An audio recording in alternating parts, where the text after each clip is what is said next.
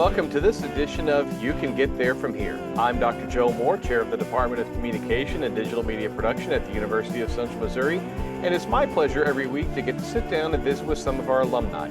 I talk to those who graduated in Communication Studies, others who got their degree in Digital Media Production, and even some who got their master's degree.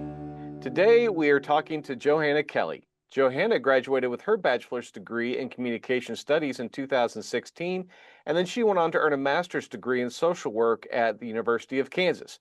Today, she's a therapist with Hutchinson and Associates in Kansas City, Missouri. And Johanna, it's great to have you on the show today. How are you doing? I am doing well. Thank you for having me.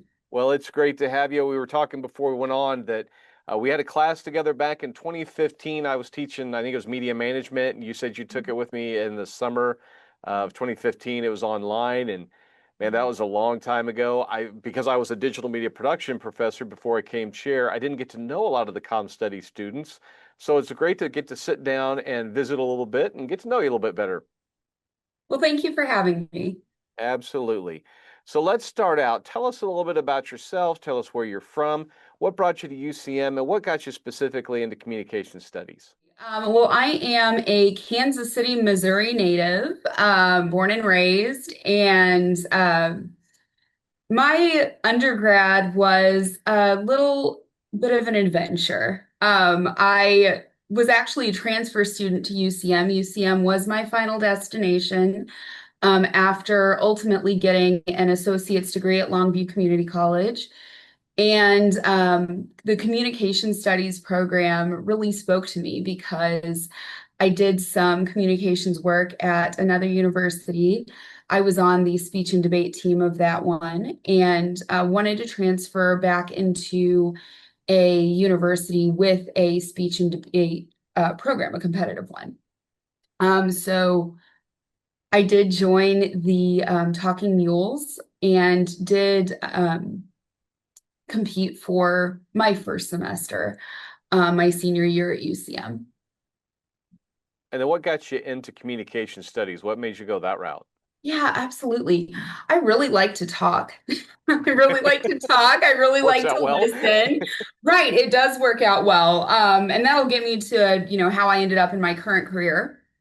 But I had varied interests all throughout high school. I was on my high school forensics team and ended up, wanting to engage in forensics in college. I met my husband while competing in forensics earlier in my undergrad career, and I was actually engaged to him when I was going to UCM. And yeah, so ultimately what got me into communication studies was just a love of the human connection. I'm very extroverted.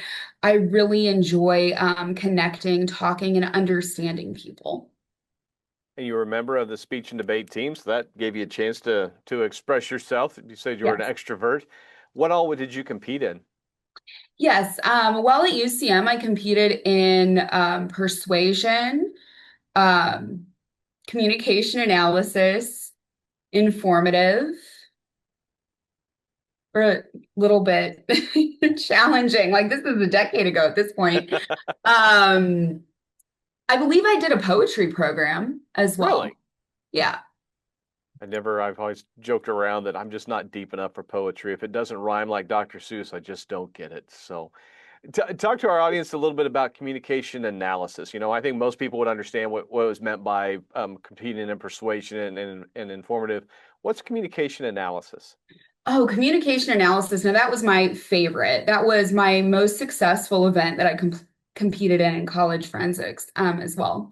So, what it is you take usually it's some type of media campaign, it's some type of communication that is put out on a larger scale, and then you break it down using a communication theory as to either why it's an effective or why it's an ineffective message.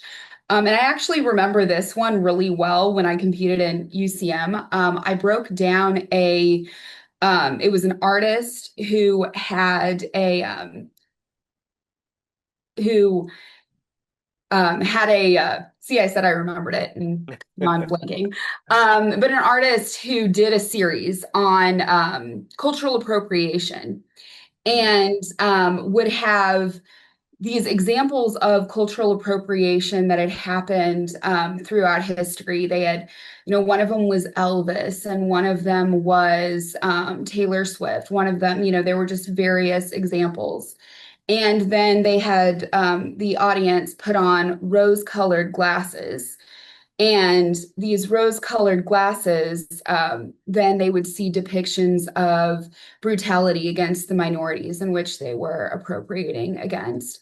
And so, what I had discussed when doing that program or that speech was um, the concept of, a lot of these things we might not see in everyday life, but once we put on glasses, now it was reversed because it was saying that we live with rose-colored glasses and we choose not to see the brutality.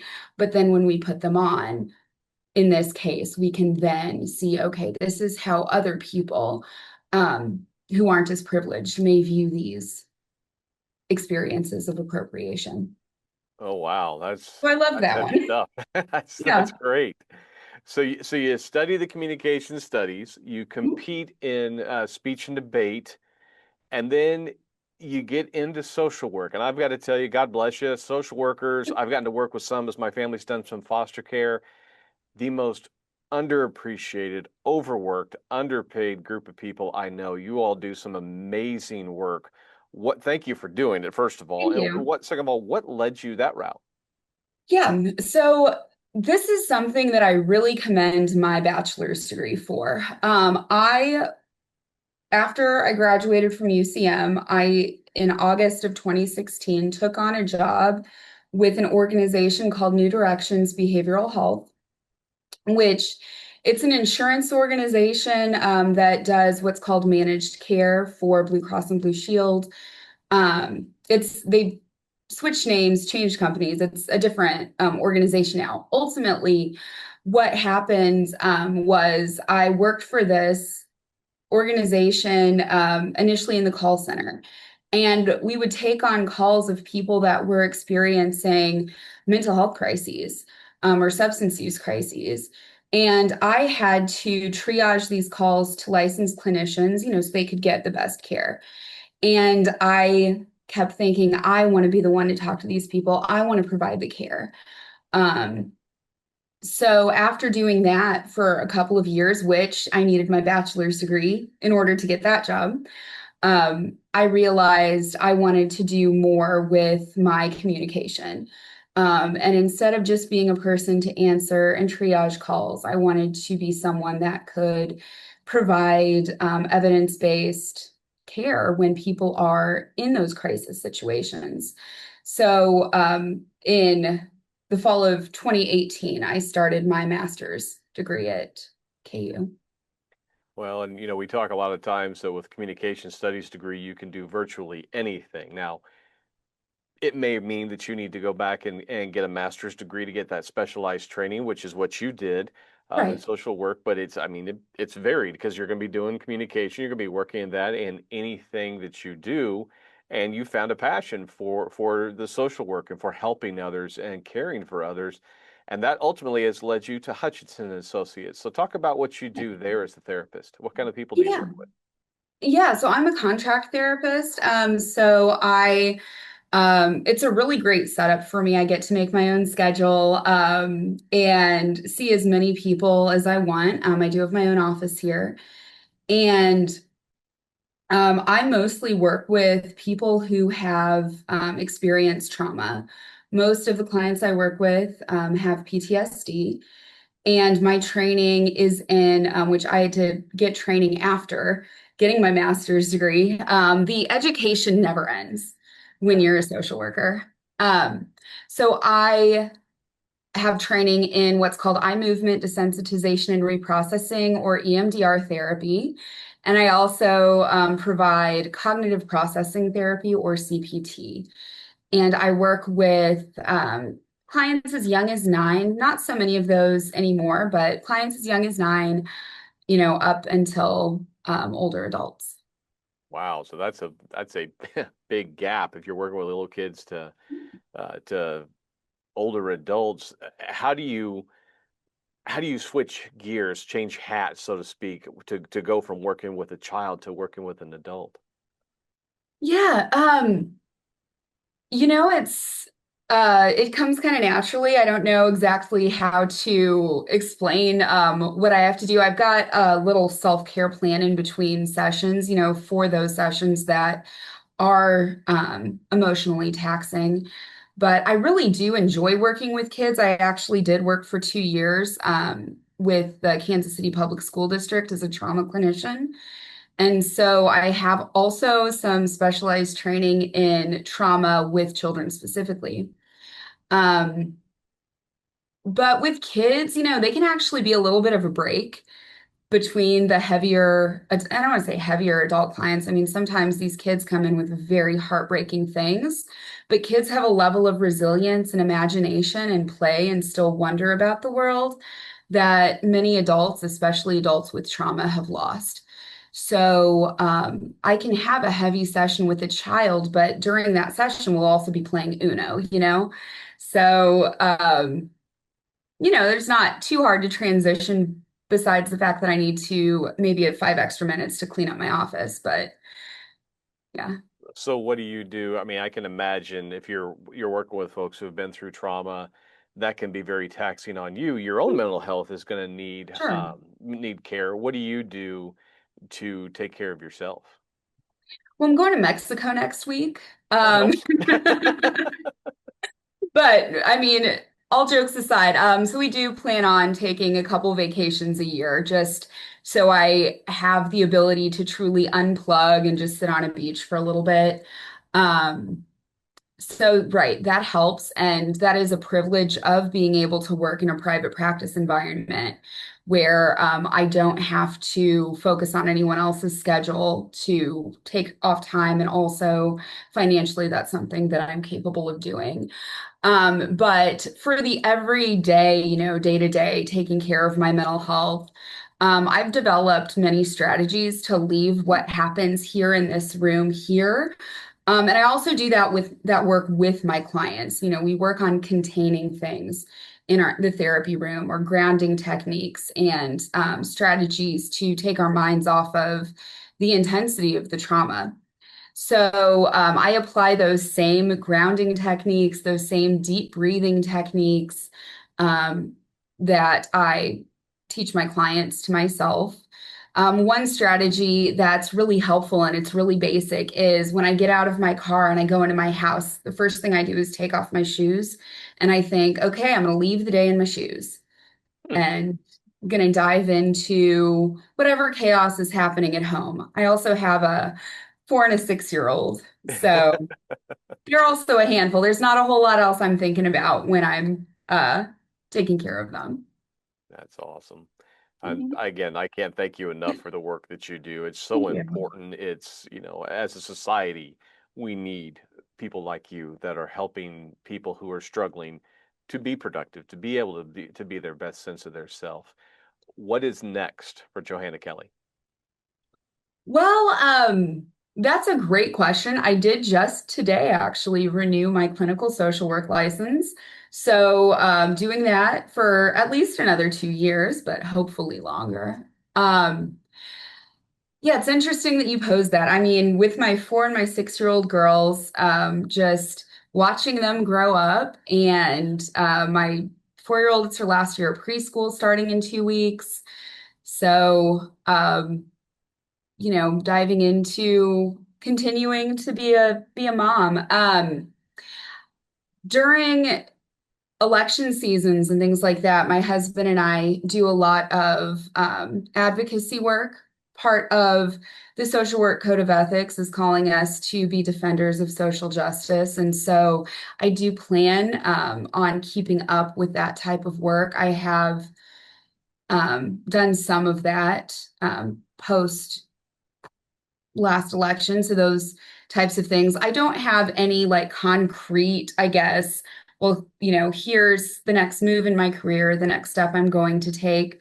Just keeping up with trainings and reading evidence-based literature for best practices for my clients and myself. And Have, yeah, have you ever been to Atlanta? yes.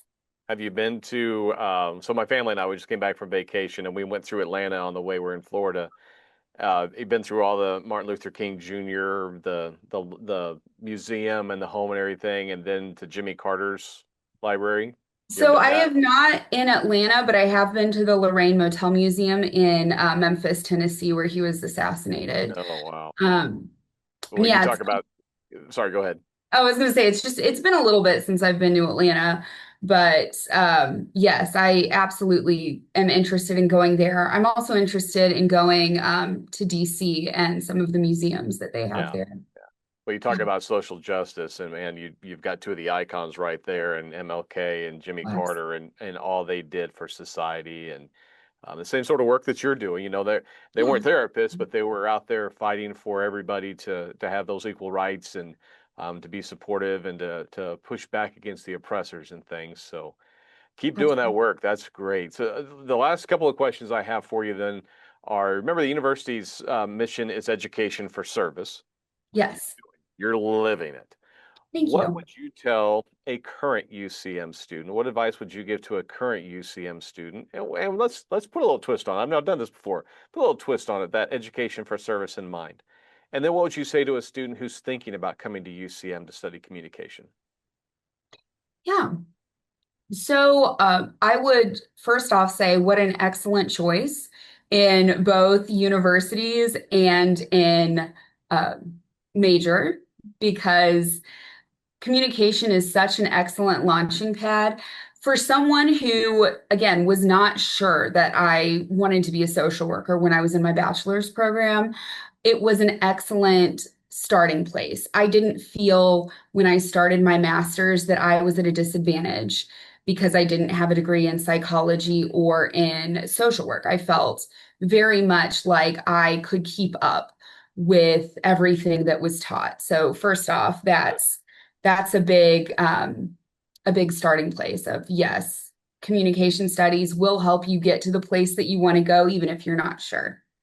So that's something I would tell a prospective UCM communication student. And the second part of your question, could you remind me?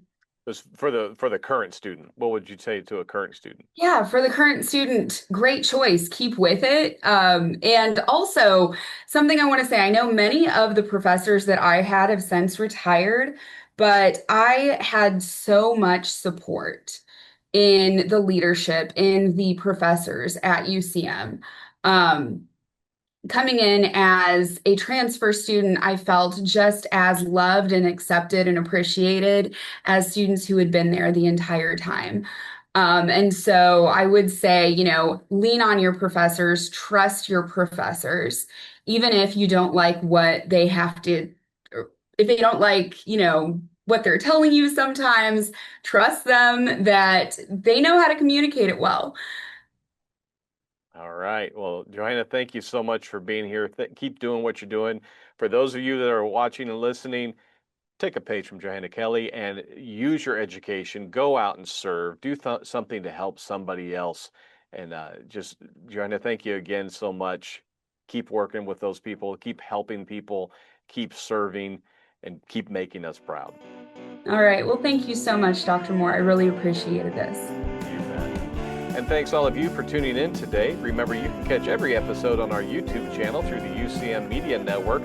That's youtube.com/UCMMN. You can also listen on Spotify. Special thanks to Jake Mager for creating our theme music for us. Again, this is Dr. Joe Moore reminding you, you can get there from here. Have a great day.